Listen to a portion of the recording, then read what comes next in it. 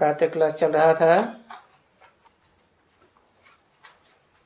6 अक्टूबर 1967। तीसरे पेज के मध्यांत में बात चल रही थी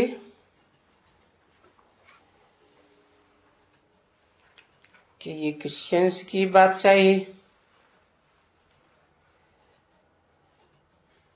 उनके लिए भी नहीं कहेंगे कि सारी दुनिया में बादशाही की। हाँ, अफ्रीका को गुलाम बनाया, चीन में भी, इतना बड़ा चीन, उसमें भी इनकी बादशाही होगी। फिर वो चीन वाले तो आस्ते आस्ते करके छूटते गए और भारत भी छूट गए, परंतु फिर भी सारे विश्व के ऊपर कभी भी कोई राज्य नहीं कर सकते सिवाय तुम्हारे, क्योंकि तुम ईश्वर की संतान बने हो।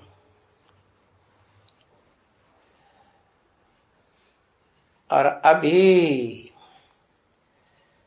पुरुषोत्तम संगम युग में, जबकि कलयुग का अंत होने वाला है और सतयुग की आदि होने वाली है, अभी ईश्वर तुमको पढ़ाते हैं।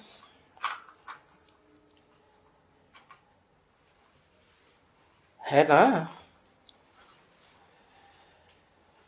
तो वो जब भी ये बच्चियां बैठती है ना तो सब साक्षात्कार करती है।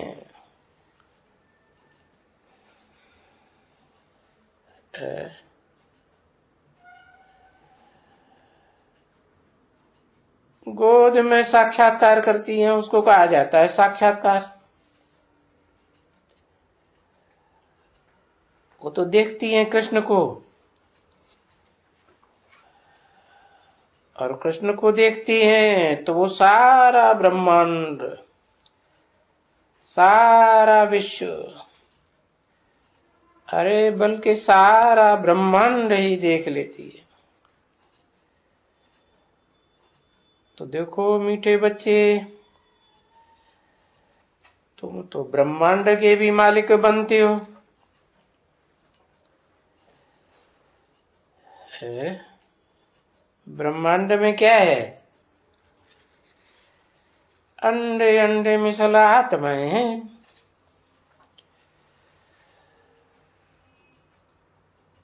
तो आत्माएं तो ऐसे थोड़े कि सिर्फ मनुष्यों की आत्माएं हैं। है? जीव जंतु सब की आत्माएं हैं, वो सब अंडे में चले। तो बाबा ने समझाया कि तुम बच्चों को हम ब्रह्मांड का मालिक बनाता हूं, क्योंकि वो ब्रह्मांड तुम्हारा घर है। कहते हैं ब्रह्म महत तत्व। फिर उससे भी जास्ती तुम यहां आते हो।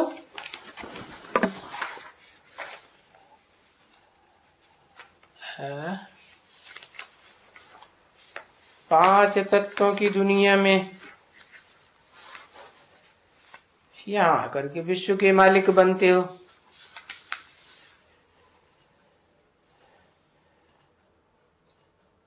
विश्व में ब्रह्मांड नहीं आता है।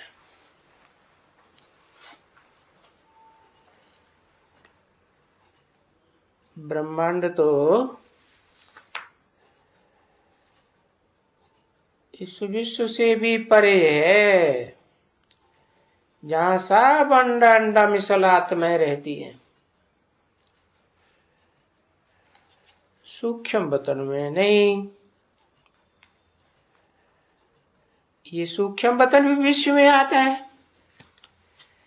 क्योंकि सूक्ष्म वतन में तो सूक्ष्म शरीरधारी आत्माएं काम करती है ना। उनमें अच्छी सोल भी होती है, इविल सोल भी होती है। तो तुम सबको कंट्रोल करते हो, तो कहा जाता है विश्वनाथ। और विश्व में ये सारी दुनिया आ जाती है, तो इसका दुनिया का, सारी दुनिया का राज्य तुम पाते हो। तो राजाई तो कोई मूल वतन में नहीं होती है, वहां तो मूल रूप में बिंदु बिंदु आत्माएं रही पड़ी है। और सूक्ष्म वतन में सूक्ष्म शरीरधारी आत्माएं, भूत प्रेत आत्माएं, वहां भी कोई राजा ही नहीं है। वो सूक्ष्म वतनवासी आत्माएं, उनको भी तो आत्मिक स्टेज में स्थित होना है। उनका जो हिसाब किताब है, सूक्ष्म शरीर धारण करके सुख दुख देने का वो शरीर में प्रवेश करती है। उनका हिसाब किताब नहीं बनता है, लेकिन जिनमें प्रवेश करती हैं उनको सुख दुख मिल जाता है। तो ये सारा चक्कर है, सतयुग, त्रेता, द्वापर, कलयुग, ये यहां ही इस दुनिया में होते हैं। इसको कहेंगे स्थूल वतन। तो समझ में आता है कि मूल वतन में जहां आत्माएं मूल रूप में रहती हैं, बिंदु बिंदु रूप में रहती हैं, अंडे मिसल, और सूक्ष्म वतन में जहां सूक्ष्म शरीरधारी होते हैं, जिनका कोई कर्मों का हिसाब किताब नहीं बनता है, और जिनमें प्रवेश करते हैं वो सुख दुख भोगते हैं। तो मूल वतन और कोई सूक्ष्म वतन, ये कोई चक्कर नहीं होता है फिरने का, नहीं। मूल वतन सूक्ष्म वतन में तो कुछ भी नहीं है वास्तव में।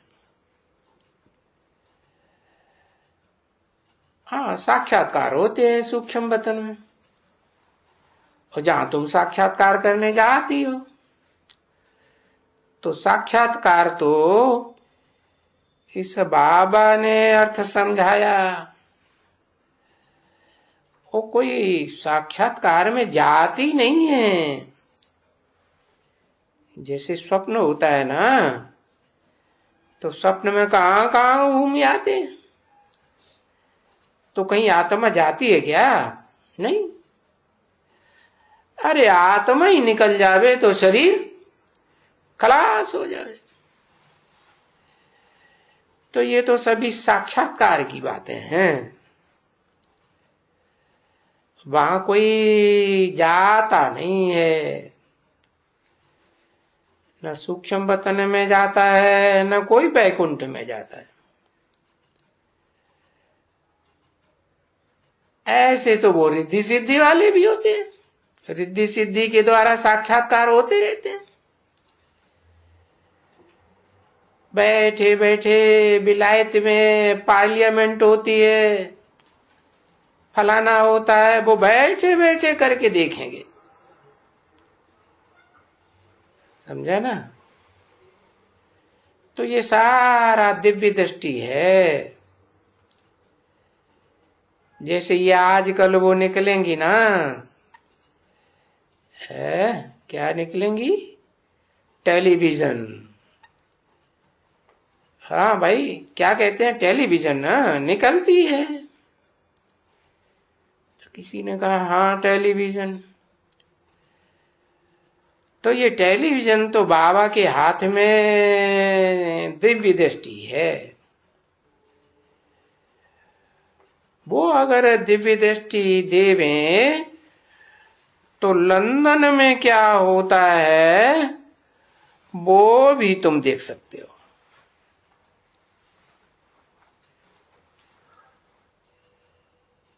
अभी उसमें कोई औजार बौजार उस दिव्य दृष्टि में जरूरत नहीं है।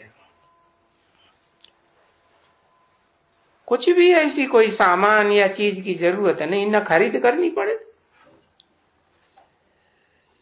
देखो तुम साक्षात्कार में जाती हो, तुमको कोई कुछ खरीद करना पड़ता है नहीं। जब तुम साक्षात्कार करते हो, भक्ति मार्ग में भी करते हो, हनुमान का साक्षात्कार करते हो, बैकुंठ का करते हो, या अर्जुन को दिखाया। तुम्हारे में बहुत बच्चियां हैं। कभी कभी कोई कहती है बैठे बैठे ब्रह्मा का दीदार किया। ऐसे तो बहुत हैं, ढेर के ढेर हैं। तो वो कोई चीज थोड़े ही है, बस बैठे बैठे वो दिव्य दृष्टि की चाबी बाबा के पास है।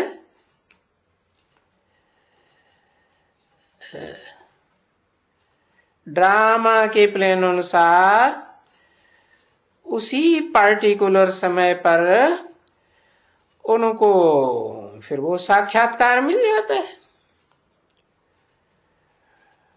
और ये जो साक्षात्कार है वो भी ड्रामा में पहले से ही नूद है, समझे ना। ऐसे बैठे बैठे नहीं बाबा बैठ करके कुछ करते हैं, वो तो सब ड्रामा में नूद है कि फलाने को साक्षात्कार हुआ। पीछे गाया जाता है बाबा के लिए कि बाबा ने या भगवान ने अर्जुन को साक्षात्कार कराया, परंतु वो साक्षात्कार तो ड्रामा के प्लान अनुसार उनको हुआ ना, उनको साक्षात्कार होना था, समझा ना। तो ऐसे समझा जाता है कि ये साक्षात्कार भगवान ने कराया, परंतु वो तो ड्रामा के प्लान अनुसार साक्षात्कार होना ही होता है, नूद है, ये भी नूद है ड्रामा। बाकी कोई दूसरी बात तो नहीं है कुछ भी। तो महिमा होती है उनकी कि बाबा ने इनको साक्षात्कार कराया। जैसे अर्जुन कहते हैं भगवान ने हमको साक्षात्कार कराया, फिर भगवान क्या कहेंगे? अरे यही कहेंगे कि ड्रामा के पल अनुसार इनको साक्षात्कार हुआ, समझा ना। अब भगवान को अपनी बड़ाई थोड़ी ही करेंगे। अच्छा है नहीं, अपनी बढ़ाई करें, अपनी बढ़ाई हो भी तो फिर अहंकार आ जाए ना, है नहीं, है ही नहीं है अहंकार की बात। ये तो सभी ड्रामा के प्लान अनुसार है। तो कृष्ण को भी तो देखते हो ना, कृष्ण को सारा विश्व का प्रिंस बनाते हैं, है सारे विश्व का कि सतयुग का है। सतयुग में सारा विश्व थोड़े ही होगा, न विश्व धर्म होंगे। तो सारे विश्व का प्रिंस बनते हैं, गोया मक्खन खाते हैं। और ये तो दूसरे दूसरे धर्म वाले सभी लड़ते रहते हैं कि हम विश्व का मालिक बने।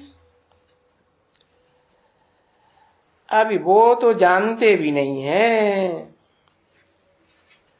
कि विश्व किसको कहा जाता है, वर्ल्ड किसको कहा जाता है, और ब्रह्म किसको कहा जाता है, ब्रह्मांड है। तो ये सब अलग अलग चीजें हैं ना। ब्रह्मांड उसको कहा जाता है जिसमें तुम आत्माएं अंडे मिसल निवास करती हो, और सूक्ष्म बतन में सिर्फ ब्रह्मा विष्णु शंकर का साक्षात्कार होता है। वहां तुम अभी सभी साक्षात्कार करते हो, क्योंकि पहले पहले रचना रची थी ना, रची हुई होगी ड्रामा अनुसार, तो पहले सूक्ष्म बतन चाहिए, पीछे ये है। तो ये सूक्ष्म बतन का भी साक्षात्कार वगैरह आना जाना इस समय होता है। फिर बस सारा कल्प में 5000 वर्ष में फिर सूक्ष्म बतन का कोई नाम नहीं। हाँ, साक्षात्कार भक्तों को होते रहते हैं।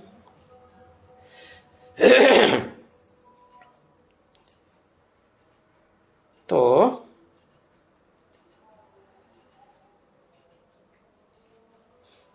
सूक्ष्म बतन है, उसमें तो ब्रह्मा विष्णु शंकर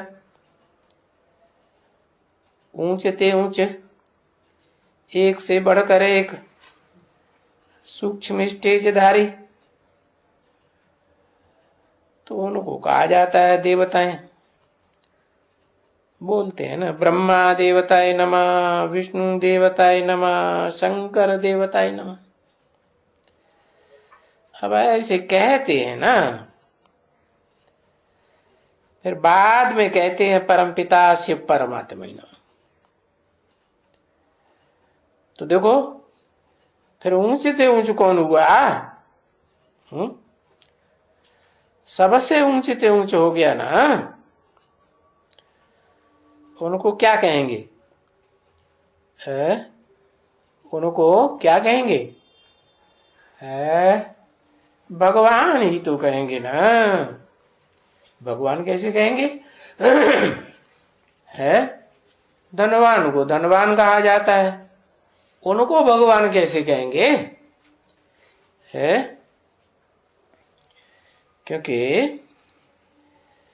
जो भी भाग्यशाली हैं, भाग्यशाली आत्माएं हैं ना, कहते हैं भाग्यशाली दुर्भाग्यशाली। तो भाग्य और दुर्भाग्य आत्मा किस आधार पर भोगती है? कोई आधार है? भाग्य भोगती है त्याग के आधार पर, और दुर्भाग्य किस आधार पर भोगती है? तो कहेंगे दोनों का आधार है ये शरीर। शरीर के द्वारा भाग्य बनता है, शरीर के द्वारा दुर्भाग्य बनता है। शरीर से ही पुरुषार्थ किया जाता है। तो जो भाग्यवान है उनको कहा जाता है देवता। है तो बताओ, उन देवताओं में कौन है जो देह का बहुत सुख भोगते हैं? नंबरवार ही होंगे। है कौन है?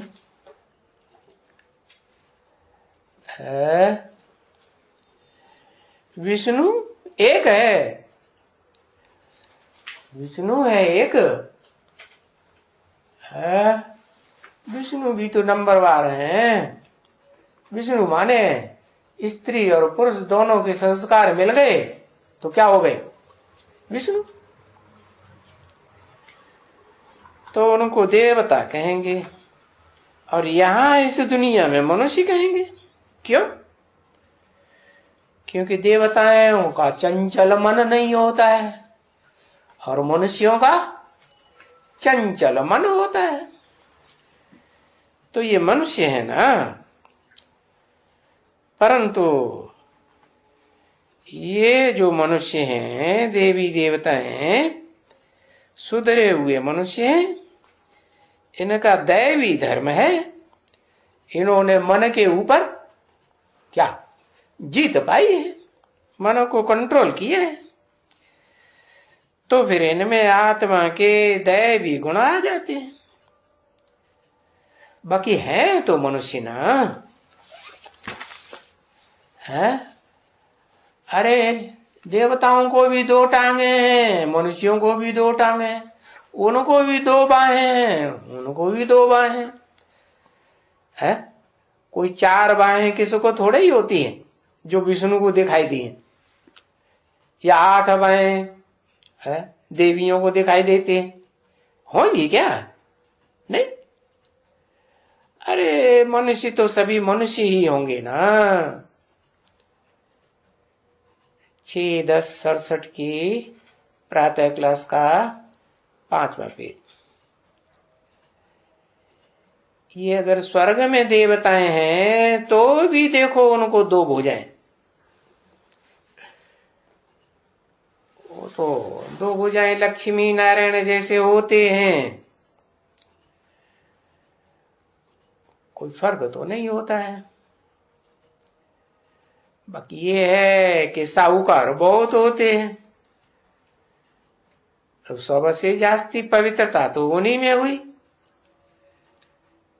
तो पवित्रता के आधार पर बात सही, अपवित्रता की बात ही नहीं, कोई भी शैतानी की बात नहीं, कुछ भी बीमारी की बात नहीं, अकाले मौत की बात नहीं। तो तुम बच्चों को तो बहुत खुशी होनी चाहिए। यानी लक्ष्मी नारायण को देखने से ही रोमांच खड़े हो जाना चाहिए है। फिर ये आत्माएं जो इतनी श्रेष्ठ देव आत्माएं हैं, वो यहां इस दुनिया में क्यों आती हैं? क्यों आती हैं? क्योंकि इनका जो प्रारब्ध है, जो इन्होंने बाप की श्रीमत पर चल करके अच्छे कर्म किए थे, वो प्रारब्ध खलास हो जाता है। तो अभी तुम्हारे दिल में तो आता है हम भी बाबा के पास जावे, जा करके बाबा को, हम आत्माएं जा करके बाबा को देखें, क्योंकि हम आत्मा शरीर में है ना। इस शरीर के नैन चैन आंखों द्वारा हम सब देखते हैं शरीर को, ठीक है ना, परंतु तुम आत्मा को तो नहीं देखते हो ना। न आत्मा को देखते हो न परमात्मा को देखते हो। नहीं देखते। हाँ, इन आंखों से नहीं देखते हो, बुद्धि से जानना होता है आत्मा को, आत्मा के पार्ट को, परमात्मा को जानना होता है। तो देखना अगर होता है तो दिव्य दृष्टि मिलती है, तो आत्मा भी देखने में आएगी, परमात्मा भी देखने में आवेगा है। तो और तो सभी चीजें दिव्य दृष्टि से बड़ी बड़ी देखने में आएंगी, बड़ा विनाश भी देखने में आएगा, और तुम्हारी बड़ी राजधानी भी देखने में आएगी। और फिर ये हनुमान भी बड़ा देखने में आएगा। क्या? अब ये दिव्य दृष्टि से आत्मा देखने में आएगी तो वो दिव्य दृष्टि से देखेंगे, देखने में क्या उनसे समझेगा नहीं, कुछ भी नहीं। क्योंकि कोई को भी आत्मा, मैं आत्मा हूं, कैसा हूं, वो कोई नहीं समझते कि आत्मा में कैसे कैसे रिकॉर्ड भरे हुए हैं जन्म जन्मांतर के। पार्ट बजाते हैं ना, आत्मा ही पार्ट बजाती है, पार्टधारी है। तो अगर किसी आत्मा को दीदार हो, आत्मा का दीदार हुआ, कुछ भी नहीं समझेगा, जरा भी नहीं। क्योंकि ये तो एक चिनगारी मुआफिक हुई। फायर फ्लाई भी देखने में आता है इन आंखों से, है? ये फायर फ्लाई समझते हो? वो जो जुगनू कहते हैं ना, बरसात में होता है क्या? हाँ, चमकता जाता है, बहुत चमकता है। बहुत होते हैं यहाँ, जुर्मुट लगी रहती है। ये बच्चियां आगे क्या करती थी पाकिस्तान में, वहां भी तो बगीचे होते थे ना, है? बड़े बड़े महलों में जहां ये रहती थी तो ये उन फायर फ्लाइज को पकड़ती थी, हाँ, और पकड़ पकड़ के उनके जेवर बनाती थी, है? अब तुम किसका जेवर बनावेंगी? हार बनावेंगी, हार बना के पहनेंगी, किसका बनावेंगी?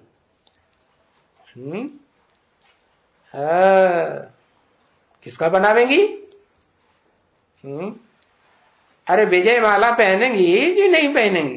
तो किसका हार बनावेंगी?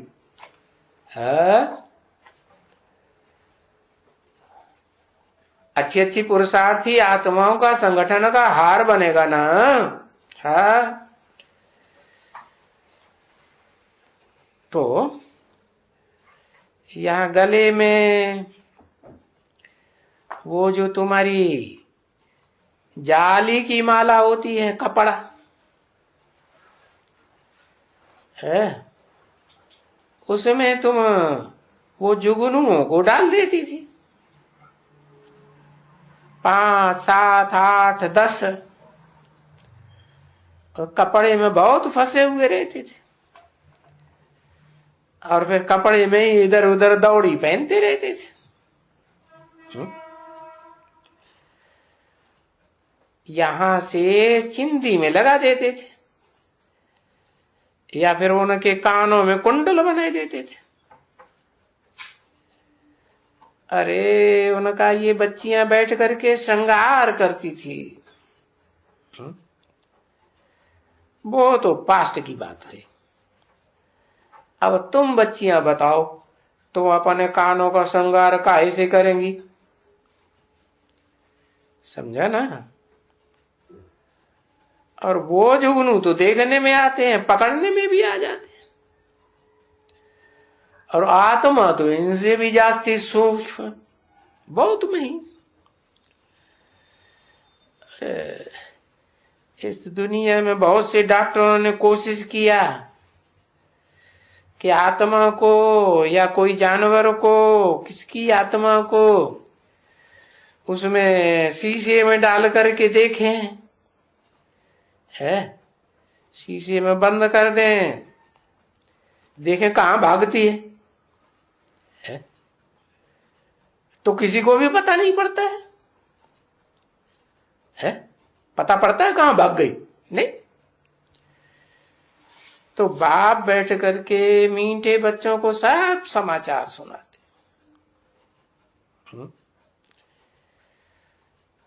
कोई भी दुनिया में इन समाचारों को जानता नहीं है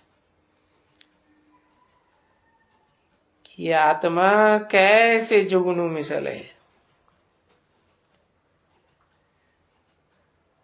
भले देखो है, प्लेटिनियम मिसल है, हीरे मिसल है, सोने में बात वजन करते हैं ना। ठीक है ना बच्चे, तुमको बाबा ने कितना कितना वजन करते बताओ अभी। अरे तुम तो जन्म जन्मांतर पदमपति बनते हो। हीरे जवाहरातों की तुम्हारे पास तो बात ही नहीं। देखो कितना देते हैं और क्या क्या करते हैं। इतना करते हैं और कोई कुछ शो करते हैं क्या? कुछ भी नहीं। ये बाबा जैसे साधारण टीचर बैठ करके पढ़ाते हैं, वैसे ही बैठ करके तुम बच्चों को पढ़ाते हैं। इस रथ में ही पढ़ावेंगे ना, तो इसको रथ कहा जाता है। क्या रथ मशहूर है भाई? भाग्यशाली रथ मशहूर है,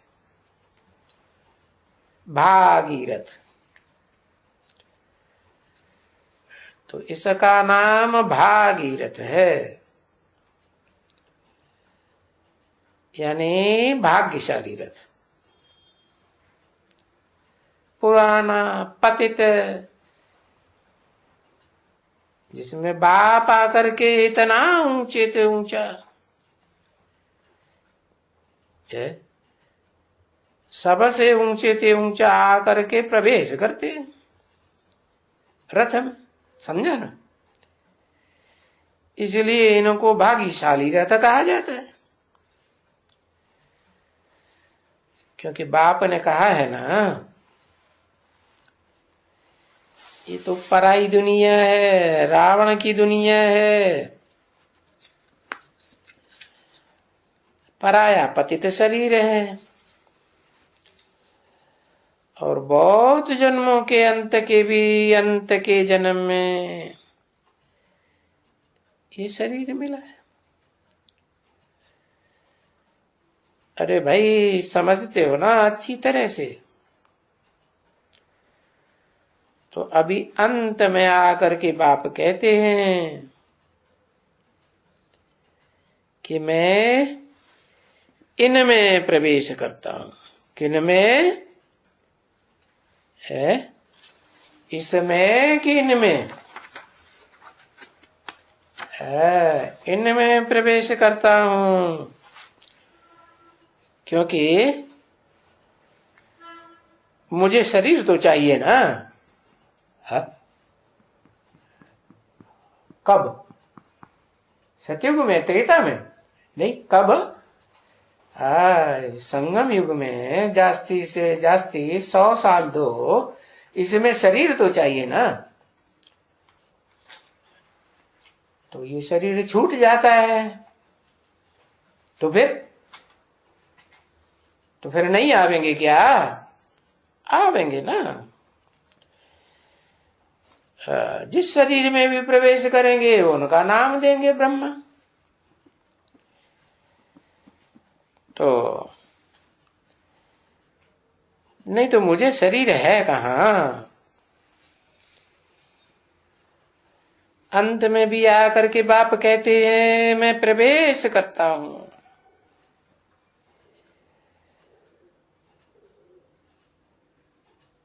मुझे कोई अलग शरीर नहीं होता है। ब्रह्मा को भी सूक्ष्म वतन में, विष्णु को भी, शंकर को भी है, परंतु मुझे कहां शरीर है? पीछे मैं जो ज्ञान का सागर हूं, प्रेम का सागर हूं और पवित्रता का सागर हूं। कैसे, किस रूप में है? अरे कोई रूप है कि नहीं? ज्ञान का सागर, प्रेम का सागर, पवित्रता का सागर, कि बिना रूप के है? अरे बताओ। बिंदु रूप है। अच्छा, बिंदु रूप में प्रेम का सागर हो जाता है? प्रेम का सागर होता है। हाँ, बाबा रूप में शिव बाबा। हाँ, जब बाबा कहा जाता है, कोई तन में प्रवेश करके प्यार का सागर होता है ना, प्यार का सागर और प्रेम, ज्ञान का सागर, पवित्रता का सागर, शांति का सागर। तो ये इतने सागर, इतने टाइटल, तो तुमको वर्षा क्या देंगे? क्या इनहेरिटेंस में देंगे? है क्या देंगे? ज्ञान ही देंगे ना, प्रेम ही देंगे। कब देंगे? है जब तुम, जब तुम क्या, जब तुम आत्मा बनेंगे, है हाँ, और देवानी बनेंगे तो देंगे कि क्या? फिर वर्षा कैसे मिलेगा? बाप का वर्षा, ऊंचे ते ऊंच बाप का वर्षा लेना है ना। तो ऐसे तो नहीं है कि वहां ऊपर में बैठ करके वर्षा देंगे और तुम ऊपर में बैठ करके लेंगे। है वहां तुमको कुछ दे सकता हूं क्या? कि सूक्ष्म वतन में या मूल वतन में बैठ करके दे सकता हूं? वहां बैठ करके मैं पढ़ाऊंगा कैसे? है कैसे पढ़ाऊंगा भला? ये विचार तो करो। है अरे तुम ऊपर में ठहरेगा कैसे? है कैसे पढ़ेगा? क्या प्रेरणा से पढ़ाई पढ़ाऊंगा?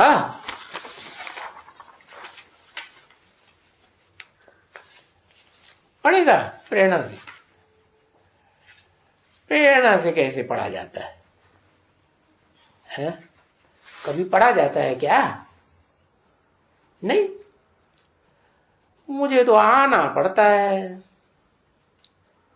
देखो कितना सीधा बताते हैं,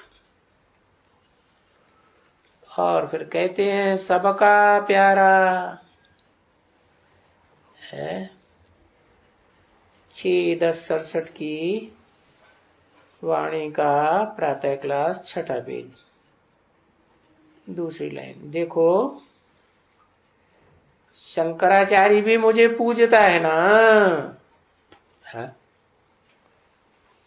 शंकराचार्य मुझे पूजता है? कैसे? हाँ, अरे मंदिर में शंकराचार्य जो इन सन्यासियों का सबसे पुराना गुरु हुआ, वो भी मंदिर में जाकर के पूजा करता है ना। तो मुझे कैसे पूजेगा? चित्र चाहिए कि नहीं? है नहीं, मैं तो विचित्र हूं। विचित्र को चित्र में आना पड़ता है, तो वो चित्र को पूजते हैं। कौन हुआ चित्र? है या तो शिवलिंग को पूजते हैं, या तो शंकर की मूर्ति को पूजते हैं। तो ये दो दो क्यों है? अरे कोई बताओ। अरे पुरुषार्थी रूप है तो देह का रूप है, और पुरुषार्थ संपन्न हुआ तो निराकारी स्टेज। निराकारी बन गया तो क्या बन गया? देवहानी बना? नहीं, निराकारी बना माने ज्योति बिंदु की स्टेज में स्थिर हो गया। तो ये दो रूप हुए ना। तो जो निराकारी स्वरूप है उस चित्र का वो लिंग रूप है, उसमें हाथ पांव नाक आंख कान है ही नहीं। क्यों नहीं है? क्योंकि आत्मा को उन आर्गन्स की याद ही नहीं। तो देखो, तुमको तो ये प्यारे ते प्यारा मिला है? उनको प्यारा मिला है? उन शंकराचार्य को न वो शंकर मिलता, न वो पहाड़ों पे भटकते रहते, और न वो चैतन्य निराकारी स्टेज वाला मिलता है। कौन है? जिसमें बाप ने प्रवेश करके उसे आप समान निराकारी, निर्विकारी, निरंकारी बनाया। अभी देखो, गांधी जी का चित्र था, नेहरू जी का चित्र था, है? चैतन्य था या जड़ था? चैतन्य था। तो देखो कितना प्यारा था, कितना प्यार करते, प्यारे लगते हैं ना। देखो अभी भी क्या करते रहते हैं, अभी भी बैठ करके उनको याद करते हैं। किनको? गांधी जी को याद करते हैं कि नहीं? याद करते हैं। तो क्या याद करते हैं? है? क्या याद करते हैं? जब याद करते हैं तो क्या याद आता है? हाँ, शरीर ही तो याद आता है ना। है माता जी? नहीं, आत्मा याद करते हैं। अच्छा, बच्चा याद आता है तो कहां याद करते? विलायत में याद आता है कि नहीं? है? तो क्या याद करते? आत्मा को याद करते। हाँ, उसका चेहरा मोहरा याद आएगा ना, देह याद आएगी ना। हाँ, तो शरीर को याद करते। आत्मा तो जाकर के दूसरा जन्म ले लेती है? नेहरू जी की आत्मा, गांधी जी की आत्मा, हाँ? वो क्या उसी शरीर में बैठी है जिसको तुम याद करते? नहीं, वो तो दूसरा जन्म लिया। जो वस्तु है अविनाशी वो तो चली गई, आत्मा अविनाशी चली गई, और उसने जाकर के दूसरा जन्म ले लिया। तो फिर तुम बाकी याद किसको करते हो? है? किसको याद करते हो? ये मिसाल किस लिए दे रहे हैं? ये मिसाल इसीलिए दे रहे हैं कि जिस तन में मैं मुकर्रर रूप से आता हूं, है, तो मुझे कैसे याद करेंगे? मेरी एक्टिविटी को कैसे याद करेंगे? है? किसी को याद किया जाता है तो उसकी बातें याद आती है कि नहीं? बातें याद आती हैं, एक्टिविटी याद आती है, तो कैसे याद करेंगे? है? चोला साकार होगा तभी तो याद करते हो ना। तो मुझे भी शरीर चाहिए। अब वो शरीर तो होते हैं विनाशी, है, और मैं जिस शरीर में आता हूं वो पतित तन तो है, अभी विनाशी है। पतित तन रहेगा कि विनाश हो जाएगा? पतित तन खलास हो जाएगा, और याद की पावर से कैसा बन जाएगा? हिरण्य गर्भा। हिरण्य गर्भा माने हिरण्य सोने को कहा जाता है। सोने का गर्भ। तो गर्भ में क्या होता है? अरे, गर्भ में क्या होता है? कुछ होता है कि नहीं? हाँ, बच्चा होता है। और बच्चे में क्या क्या होता है? बच्चे में आत्मा भी होती है, और बच्चे का, हाँ, बच्चे का शरीर भी होता है। लेकिन यहां तो बाप तुम्हारा आत्मा है कि शरीर है? आत्मा है। आत्मा है तो कहते हैं बुद्धिमानों की बुद्धि है कि मन भी है? मन तो नहीं है, उसको तो कोई चंचल मन होता ही नहीं। क्या है? बस कहेंगे बुद्धिमानों की बुद्धि चैतन्य है, तो ठीक है। तुम जिसे याद करते हो भक्ति मार्ग में भी, वो क्या शिव को याद करते हो? शिव को याद करते हो कि शिव जिसमें प्रवेश करते हैं उसे आप समान बनाते हैं, निराकारी बनाते हैं, निर्विकारी बनाते हैं, निरहंकारी बनाते हैं। उस निरहंकारी स्वरूप में उसने पार्ट बजाया है, तो उसको याद करते हो? है? अहंकारी होगा तो प्रेम का सागर होगा, या निराकारी होगा तो प्रेम का सागर होगा? कब होगा? निराकारी होगा तो प्रेम का सागर होगा। और सदाकाल होगा कि कभी होगा कभी नहीं होगा?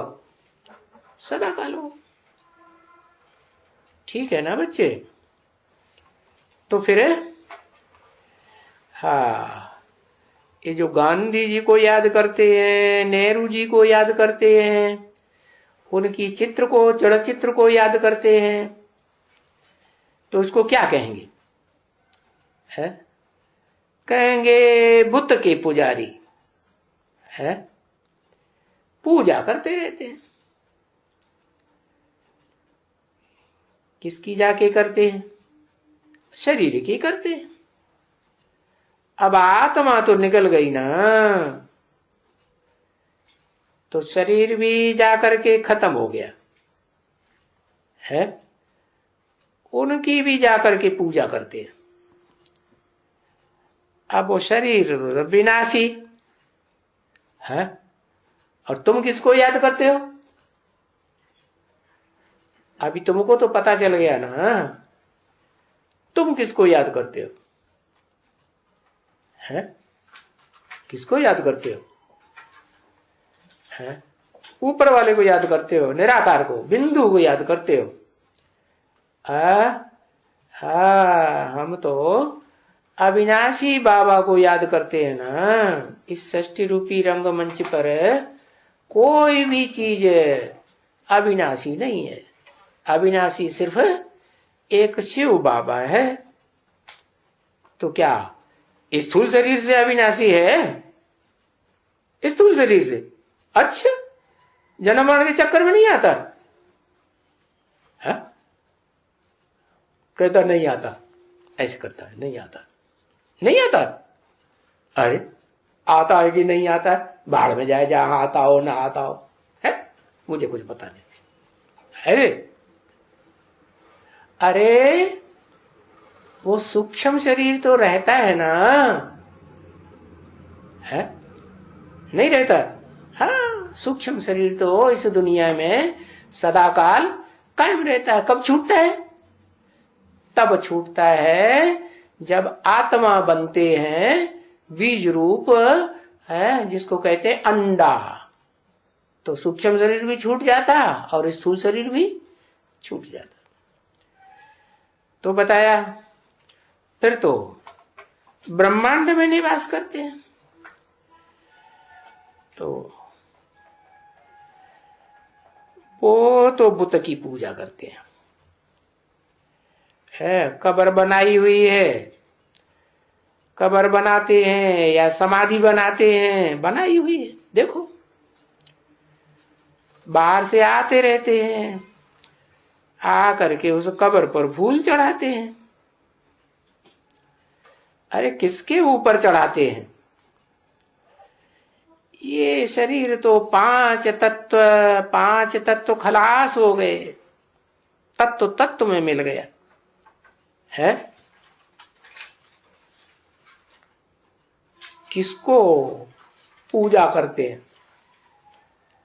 हैं? मिट्टी की पूजा करते हैं ना। कब्र क्या है? जो उसमें मुर्दा गाड़ा गया वो भी मिट्टी। और तुम किसको याद करते हो? विनाशी को याद करते हो कि अविनाशी को याद करते हो?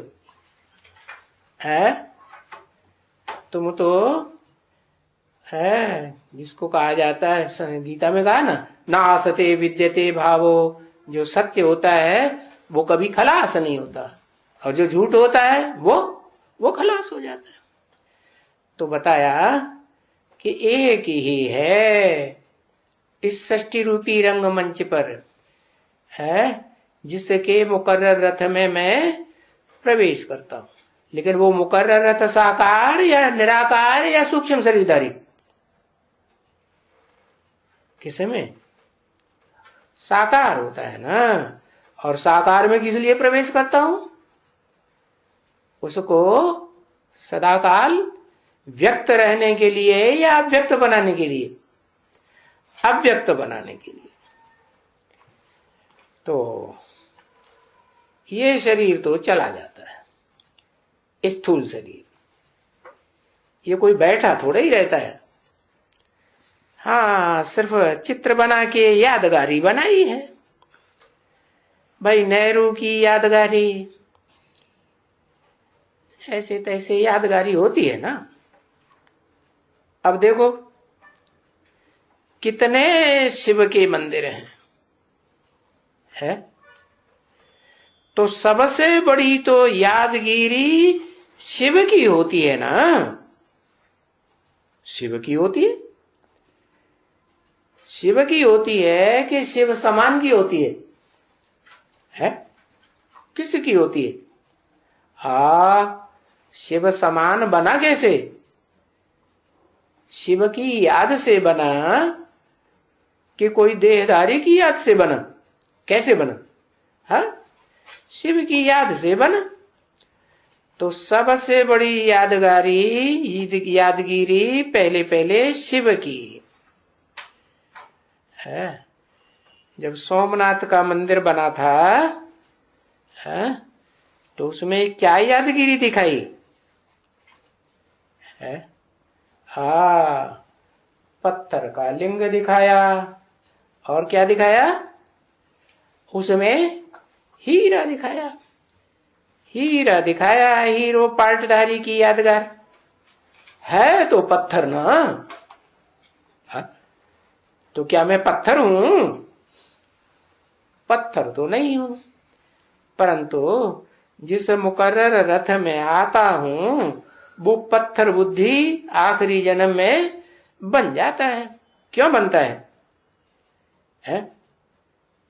क्योंकि मेरे तो बच्चे आत्माएं, क्योंकि मैं तो सदा आत्मा हूं। और जो मनुष्य सृष्टि का बीज है वो क्या है? सिर्फ आत्मा रहता है इस दुनिया में बन के? नहीं, क्या बन के रहता है? आत्मा भी है तो शरीर भी है। इसलिए भक्ति मार्ग में गाया जाता है कि एक ही रूप है शंकर का, जो न कभी जिसे किसी ने मरते हुए देखा, न जन्मते हुए देखा, न उनके माँ बाप का नाम कोई बताता। तो देखो सोमनाथ का मंदिर गाया हुआ है। क्या गाया हुआ है? सोमनाथ। क्यों ये नाम क्यों दिया? सोम माने चंद्रमा, चंद्रमा को नाथा, नाथा माने कंट्रोल किए। चंद्रमा को क्यों कंट्रोल किए? है क्योंकि वो जो चंद्रमा है ना आसमान में, उसका मिसाल दिया जाता है मन के साथ, हनुमान के साथ। तो ये मिसाल क्यों देते हैं? क्योंकि बहुत चंचल है। अभी अभी एक सेकंड में, यहां एक सेकंड में पता नहीं कहां से कहां घूम जाता है। मन घूमता है कि नहीं चारों तरफ दुनिया? हाँ, तो बताया उस चंचल मन को नाथ लिया। तो उसकी यादगार में ये दुनिया दिखाई जाती है। ये जो दुनिया है उसका उदाहरण अश्वत्थ वृक्ष से देते हैं। किससे? अश्व माने मन रूपी घोड़ा, और इत्थ माने स्थिर कर दिया। ऐसा अश्वत्थ रूपी वृक्ष जो एक बार स्थिर हो जाता है तो उस वृक्ष में चाहे जितने भी बच्चे पैदा होते हो, कितने बच्चे पैदा होते हैं? 500-700 करोड़ मनुष्य आत्मा रूपी बच्चे जन्म लेते हैं। कहाँ लेते हैं? कौन से युग में? संगम युग में लेते हैं। अभी मानसी सृष्टि की बात है ना, कोई स्थूल बात नहीं है। तो वो अश्वत्थ वृक्ष यादगार है सोम की, चंद्रमा की। उसको नाथा गया। तो किसने नाथा? ऊपर वाले ने नाथा। अच्छा, मन को ऊपर वाला नाथता है? कैसे नाथता है?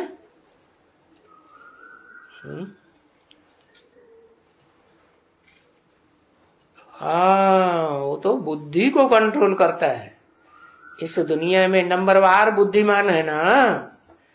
वो नंबरवार बुद्धिमान कैसे बने? है इस दुनिया में पार्ट बजाने वाली कोई आत्मा सबसे जास्ती बुद्धिमान बनती है तो उसको याद किया तो क्या बने? नंबरवार बुद्धिमान बने।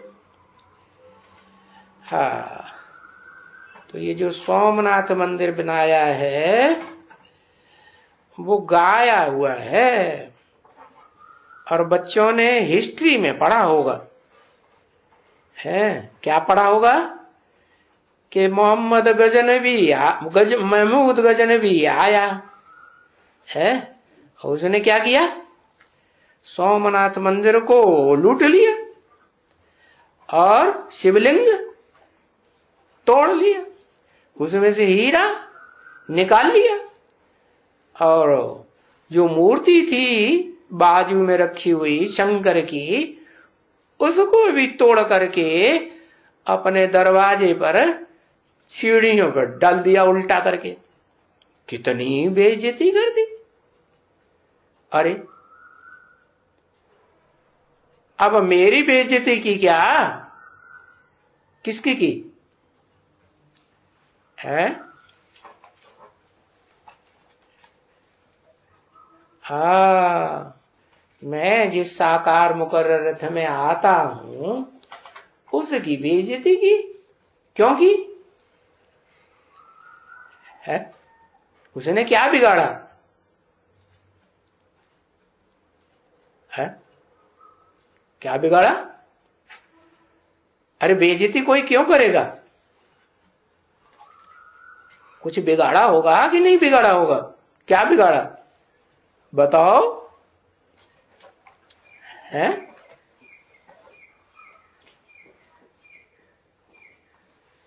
हाँ,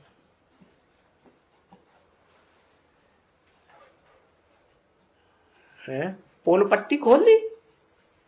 किसकी पोल पट्टी खोल दी? महमूद गजनवी जिसको बाप मानता था, है हाँ, मोहम्मद को, उसकी पोल पट्टी खोल दी। क्या पोल पट्टी खोल दी? है क्या पोल पट्टी खोल दी?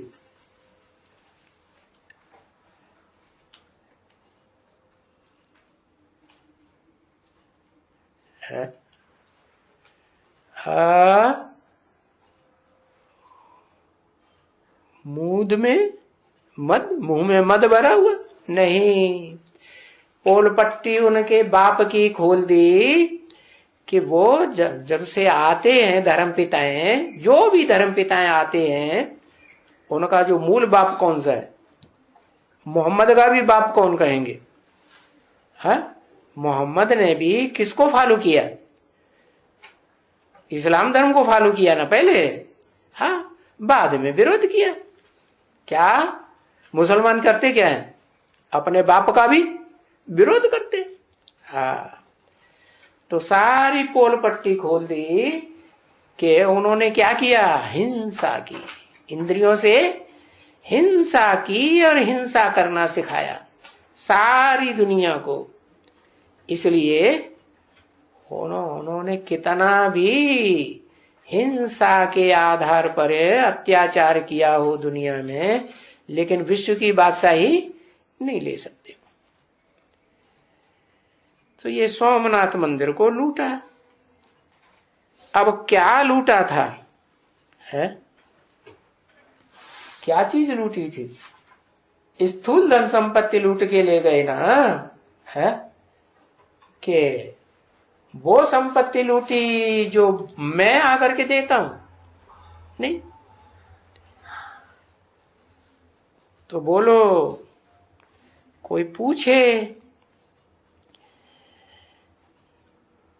तो तुम हिस्ट्री में पढ़ा होगा, ऊंटों पर भर भर करके एकदम सारा सामान ले गए। जवाहरात, पत्थर नहीं ले गए, हीरे जवाहरात, सोना चांदी सारा भर भर के ले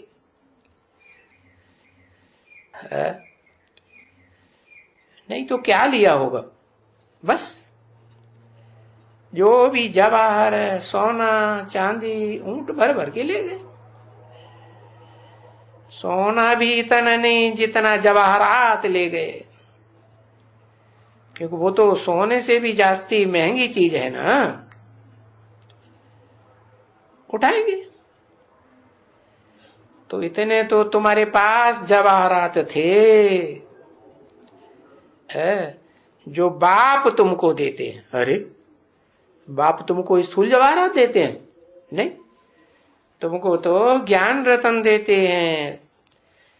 तुम जो इतने ज्ञान रतन लेते हो, धारण करते हो, तो यही ज्ञान रतन तुम्हारे स्थूल जवाहरात बन जाते। अब जो जितना धारण करे उतना प्राप्ति करे। तो बाबा तुमको किस में वजन करते हैं? वो तो जो गुरु लोग होते हैं, हीरे जवाहरातों में, सोने चांदी में, रुपया पैसों में वजन करते हैं। और बाबा तुम्हारा किसे में वजन करते हैं? नंबरवार सबका वजन करते हैं। वजन करके फिर मालाएं तैयार होती हैं। किसे में वजन करते हैं? हाँ, ज्ञान रतनों से तुम्हारा वजन करते हैं। है कि तुम कितने वजनी हो, कितना तुम्हारे अंदर ज्ञान भरा, ज्ञान रतन भरे हुए हैं। अब जो जितना ज्ञान रतन भरता है वो उतना उतना साहूकार बनता है, जन्म जन्मांतर साहूकार। ओम शांति।